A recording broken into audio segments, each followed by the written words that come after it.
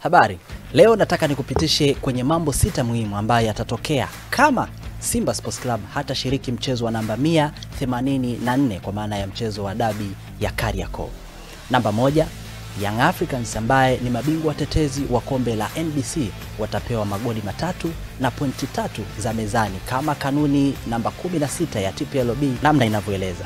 Lakini namba 2, Simba Sports Club watakutana na rungu la faini ya kutokushiriki mchezo huo, kulipa shilingi milioni 3 za Kitanzania au zaidi kutokana na kutokushiriki mchezo huo wa namba 184. Namba 3, kutakuwa na adhabu ya kinidhamu ambayo itawakuta Simba Sports Club kama inavyoeleza kanuni ya 36, na katika kanuni hii kuna vipengele vitatu. Namba 1, kukatwa pointi. Namba 2, kushushwa daraja. Namba 3, viongozi wake kufungiwa au kuchukuliwa hatua binafsi. Mambo haya matatu yanaweza yakafanyika yote kwa pamoja, yanaweza yakafanyika mawili au inaweza likafanyika jambo moja. Jambo namba 4, itakuwa ni hasara kwa mashabiki wa pande zote mbili, kwa maana Simba Sports Club lakini pia kwa mashabiki ya Young Africans ambao walilipia tiketi kuja kuona burudani ya mpira ya dabi ya Kariakoo, lakini hawawezi kushuhudia mchezo huo kwa sababu timu ya Simba Sports Club haijashiriki mchezo huo. Lakini pia itakuwa ni hasara kwa vyombo vya habari ambavyo vilinunua haki za matangazo za kutangaza mchezo huo. Jambo namba 5, kutakuwa na mgawanyiko wa pande mbili kwa mashabiki wa Simba Sports Club. Wale mashabiki ambao walikuwa na support timu isishiriki mchezo namba 184,